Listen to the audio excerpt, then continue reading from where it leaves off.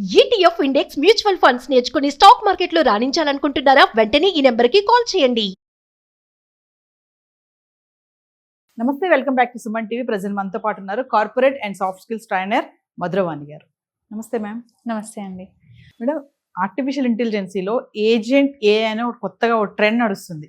ఇంతకుముందు చూసుకుంటే ఒక ఇంటర్వ్యూకి వెళ్తే హెచ్ఆర్ అని, ఎగ్జామ్ అని, రిటర్న్ ఎగ్జామ్ ఉండేది, ఓ 3-4 రౌండ్స్ ఉండేవి. కానీ ఇప్పుడు ఏజెంట్ ఏ వచ్చేసాక మొత్తం అదే అప్లికేషన్స్ అన్నీ కూడా ఫిల్టరైజేషన్ చేసేసి ఒక 100 వచ్చాయి అనుకోండి, 100లో ఒక 80 తీసేస్తుంది. అదే తీసి 20 చాలు, ఇవి కరెక్ట్గా ఉన్నాయని ఫిల్టరైజేషన్ చేయడం జరుగుతుంది. మరి ఈ ఏజెంట్ ఏఐ వల్ల మరి ఉద్యోగాలలో వచ్చేటటువంటి నష్టాలు ఏంటి, లాభాలు ఏంటి? ఒకసారి ఏజెంట్ ఏ అనేది హెచ్ఆర్ ఏదైతే ట్యాక్స్ చేస్తారో అది ఒక సాఫ్ట్వేర్ చేస్తుంది. అంటే ఇనిషియల్ స్క్రీనింగ్ నుంచి, రెజ్యూమ్ స్క్రీనింగ్ నుంచి ఇంటర్వ్యూ షెడ్యూల్ మొత్తం అదే చేస్తుంది. ఇప్పుడు మనం హ్యూమన్ హెచ్ఆర్ అనుకోండి, ఒక 100 ప్రొఫైల్ స్క్రీన్ చేయడానికి మినిమం 2 to 3 days పడుతుంది.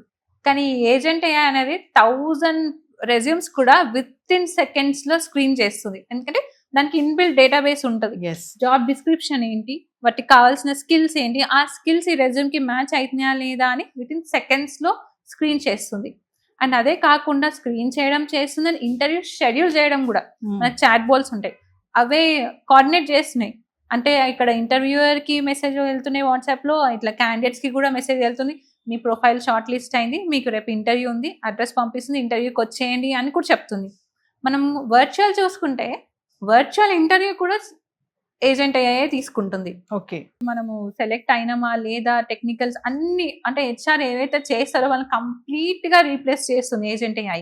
అంటే ఏజెంట్ ఏఐ వల్ల ఇమీడియట్లీ పోయే జాబ్స్ ఏమున్నాయి అంటే, ఏజెంట్ ఏఐ వల్ల మనం ఏంటంటే, ఇప్పుడు ఒక హెచ్ఆర్ తీసుకున్నారు అనుకోండి, మీ ఎమోషన్ అర్థం చేసుకుంటారు.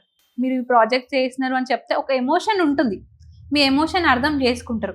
ఈ ఏజెంట్ ఏఐ ఏంటంటే మీ ఎమోషన్ అర్థం చేసుకోదు, ఎంతసేపు మీ స్కిల్సే చూస్తుంది. స్కిల్స్ మ్యాచ్ అయినాయా, ఓకే. ఇప్పుడు మనం ఏంటంటే కొందరు ఏదైనా ప్రీవియస్ వర్క్ లో కొన్ని ప్రాబ్లమ్స్ ఫేస్ చేసి ఉంటారు, అవి చెప్తే కొందరు హెచ్ఆర్స్ కనెక్ట్ అవుతారు. ఓకే, ఈ ప్రాబ్లం వల్ల వీళ్ళు జాబ్ చేంజ్ అవుతున్నారు. కానీ ఏజెంట్ ఏఐకి ఎమోషన్ ఉండదు. నీ ఎమోషన్ ఏదన్నా కానీ నువ్వు రిజెక్ట్ అంటుంది. అందుకని ఏజెంట్ ఏఐ వల్ల కొంచెం మన వాళ్ళకి ప్రాబ్లం ఫేస్ చేస్తున్నారు. కాకపోతే మనం ఏజెంట్ ఏఐని కూడా మెప్పించవచ్చు ఇంటర్వ్యూలో. హ్యూమన్స్ కాకుండా ఈ ఏఐ వస్తున్నప్పుడు మనం తీసుకోవాల్సినటువంటి జాగ్రత్తలు ఏంటి అంటే, ఏజెంట్ ఏంటంటే వర్చువలే ఉంటుంది. సో మీరు అప్పుడు ఆన్సర్ నార్మల్గా ఏంటంటే స్టూడెంట్స్ కెమెరా సైడ్ చూడరు, కిందికి సైడ్స్ కి చూస్తుంటారు. అప్పుడు ఏజెంట్ ఏమనుకుంటది, వీళ్ళు ఏదో చీట్ చేస్తున్నారు, అంటే నా చాట్ జీపీటీలో చూసుకుంటున్నా, ఏదో ఏఐలో చూసుకుంటూ ఆన్సర్ చెప్తున్నాను, మిమ్మల్ని అక్కడ రిజెక్ట్ చేసేస్తుంది. ఇంకోటి ఏంటంటే ఏజెంట్ ఏఐ కదా, నార్మల్ గా ఇంటర్వ్యూ చేద్దాంలే అని క్యాజువల్ డ్రెస్ లో కూడా కూర్చొని ఇంటర్వ్యూ ఇస్తుంటారు. అలా కూడా చేయదు, ఎందుకంటే ఏజెంట్ ఏఐ ఇంటర్వ్యూ తీసుకున్నా గానీ అది రికార్డెడ్ ఉంటది. మళ్ళీ మెయిన్ ఎవరు ఉంటారో వాళ్ళు చూస్తారు. ఇన్ కేస్ అది చూస్తే మీరు ఫార్మల్ లో ఉంటే ఓకే, మీరు అన్ని కరెక్ట్ ఉండి మీరు ఇన్ఫార్మల్ లో ఇంటర్వ్యూ చేసినా అక్కడ కూడా రిజెక్ట్ అయిపోతారు. ఎందుకంటే మీరు ఫార్మల్ ఉంటేనే మీరు జాబ్ కి రెడీ అన్నట్టు ఒక హింట్ అది. సో మీరు ఏజెంట్ అయినా కానీ ఏదైనా ఫస్ట్ డ్రెస్సింగ్ ఫార్మల్ లో ఉండాలి. ఇంకొకటి ఏంటంటే, మీరు ఎప్పుడైనా ఆన్సర్ ఇచ్చేటప్పుడు ఏజెంట్ అయ్యాగా మన కాన్ఫిడెన్స్ ఏం చూస్తుంది అనుకుంటారేమో, కానీ కాదు. మీరు ఎంత హ్యూమన్ హెచ్ఆర్తో ఎంత కాన్ఫిడెంట్ గా మాట్లాడతారో ఏజెంట్ ఏఐ తో కూడా అంతే కాన్ఫిడెంట్ ఆన్సర్స్ ఇవ్వాలి. అప్పుడే అది మిమ్మల్ని లేదనుకోండి, కాన్ఫిడెన్స్ లేదు, రిజెక్ట్ అని చేసేస్తుంది. ఇలాంటి ఇంకా చాలా చాలా ఉన్నాయి. మనం అన్ని కరెక్ట్ గా ఉండి ఇంటర్వ్యూస్ ఇస్తే ఏజెంట్ ఏఐ కూడా మిమ్మల్ని సెలెక్ట్ చేస్తుంది. అంటే మంచి లైటింగ్ లో కూర్చోవాలి, వాయిస్ క్లియర్ గా ఉండాలి. మీరు వాయిస్ క్లియర్ ఉంటేనే అది అర్థం చేసుకొని మీరు ఇచ్చే ఆన్సర్స్ ని చూస్ చేసి సెలెక్ట్ చేసింది. సో మీరు అన్ని కూడా కేర్ తీసుకొని ఇంటర్వ్యూస్ అటెండ్ అవుతే మీరు సెలెక్ట్ అవుతారు. అంటే ప్రెసెంట్ చేస్తున్నటువంటి జాబ్ లో ఎటువంటి స్కిల్స్ నేర్చుకుంటే నెక్స్ట్ స్టేజ్ కి వెళ్తాం, అంటే నెక్స్ట్ స్టెప్ కి వెళ్తాం అనేది కూడా ఈ ఏజెంట్ ఏ అనేది చెప్తుందా?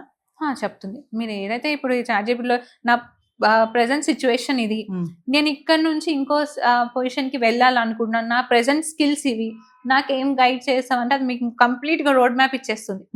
ఈ స్కిల్ నేర్చుకుంటే మీకు ఈ జాబ్ వస్తుంది, ఈ స్కిల్ నేర్చుకొని ఇన్ ఇయర్స్ ఈ కంపెనీలో వర్క్ చేస్తే నెక్స్ట్ ఈ పొజిషన్ వస్తుంది, ఇంత హైక్ వస్తుంది అని కంప్లీట్ రోడ్ మ్యాప్ ఇచ్చేస్తుంది మీకు. అంటే ఏజెంట్ ఏఐని మనం మోసం చేయలేము. కాకపోతే మన వాళ్ళు చేయాలని ట్రై చేస్తున్నారు. బట్ అక్కడ కూడా దొరికిపోతున్నారు. అంటే ముందు ముందు ఏజెంట్ ఏ వచ్చేస్తే క్రమేపా వస్తే గనక ఇమీడియట్లీ ఈ ఫిల్టరైజేషన్ అనేది బాగా పెరిగిపోతుందేమో అవును, వచ్చేటటువంటి అప్లికేషన్స్. చాలా పెరిగిపోతాయి. ఎందుకంటే మనకు ఆల్రెడీ ఏజెంట్ అనేది సెకండ్స్ లో చేసేస్తుంది కాబట్టి ఆల్రెడీ డేటాబేస్ ఉంటుంది. అన్ని స్క్రీన్ అంటే డూప్లికేట్స్ ని కూడా ఈజీగా తీసేస్తుంది. ఆల్రెడీ వచ్చారు, అటెండ్ అయ్యారు, తీసేస్తుంది ప్రొఫైల్స్. అట్లా చాలా హెచ్ఆర్స్ కి ఏదైతే హ్యూమన్ హెచ్ఆర్ వర్క్ ఏదైతే మనం ఇంటర్వ్యూ ప్రాసెస్ అనుకున్నామో అది ఒక 1 week ఉండేది జస్ట్ 1 to 2 days లో కంప్లీట్ చేస్తుంది. సో అప్పుడు కంపెనీస్ కి ఇంకా హెచ్ఆర్ అవసరం ఏముంటుంది, ఏజెంట్ ఏఐనే తీసుకోవాలని అందుకే మిగతా వాళ్ళని లే ఆఫ్ గా తీసేస్తున్నారు. అంటే ఈ రిక్రూట్మెంట్ కి ఈ ఏజెంట్ ఏ అనేది ఎంత వరకు పనిచేస్తుంది అని అంటే ఫైనల్ గా మీరు ఒక 2-3 రౌండ్స్ వరకు ఏజెంట్ ఏఐతో నడిపించుకోవచ్చు. బట్ ఫైనల్ డిసిషన్ ఏదైతే ఉంటుందో అది హ్యూమన్ హెచ్ఆర్ చేస్తేనే మీరు మీ ఎంప్లాయ్ యొక్క ఎమోషన్ అర్థం చేసుకోగలుగుతారు. వాళ్ళు ఏంటి, వాళ్ళు ఉన్నది ఏంటి, నెక్స్ట్ మన ఫ్యూచర్ కి వాళ్ళ కంపెనీకి ఎంత ఉపయోగపడతారు అది ఏఐ కనిపెట్టలేదు. ఎందుకంటే ఏఐకి ఎమోషన్ ఉండదు. ఒక హ్యూమన్ హెచ్ఆర్ మాత్రమే ఆ ఎమోషన్ పసిగట్టి వీళ్ళు ఎంత ఏ స్టేబుల్లో ఉన్నారు, నెక్స్ట్ మనకి ఎంత ఉపయోగపడతారు అది మాత్రం ఓన్లీ హ్యూమన్ హెచ్ఆర్ వల్లనే అవుతుంది. అంటే ఫిల్టరైజేషన్ లోనే ఇంతమందిని ఏజెంట్ ఏ తీసేస్తే ఇంకా ఇంటర్వ్యూ వరకు వెళ్ళేది ఎవరు? మరి మామూలుగా హ్యూమన్ ఇంటర్వ్యూ చేస్తున్నప్పుడే మన వాళ్ళు సరిగ్గా ఫేస్ చేయలేరు ఇంటర్వ్యూని. ఇంకా ఏజెంట్ ఏ అంటే చాలా జాగ్రత్తలు తీసుకోవాలి, చాలా టిప్స్ తీసుకోవాల్సి వస్తుంది కదా. చాలా టిప్స్ తీసుకోవాలి మన వాళ్ళు. అంటే ఏజెంట్ ఏ కదా, కొన్ని స్పెసిఫిక్ కీవర్డ్స్ వాడితే మనం సెలెక్ట్ చేసుకుంటారు, కానీ అది కనిపెట్టేస్తుంది. మీరు కావాలని రిపీటెడ్ గా కీవర్డ్స్ యూజ్ చేస్తున్నారు అంటే వీళ్ళు ఏదో కాపీ చేస్తున్నారు అని అక్కడ మిమ్మల్ని రిజెక్ట్ చేస్తుంది. అందుకే నార్మల్ గా ఉండాలి, ఎప్పుడన్నా నార్మల్ గా ఉండి చెప్పాలి.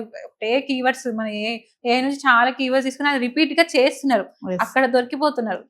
సో ఫైనల్లీ మధురవాణి గారు ఒక విషయం చెప్పండి, ఏజెంట్ ఏ వచ్చేస్తుంది ఈ రిక్రూట్మెంట్ చేసే ఈ ప్రక్రియలో, మరి ఇంటర్వ్యూస్కి అటెంప్ట్ అయ్యే వాళ్ళు కానీ ఎలాంటి ప్రాసెస్తో వెళ్ళాలి, ఎలాంటి సజెషన్స్ కానీ టిప్స్ కానీ ఏమైనా ఇస్తారా మీరు?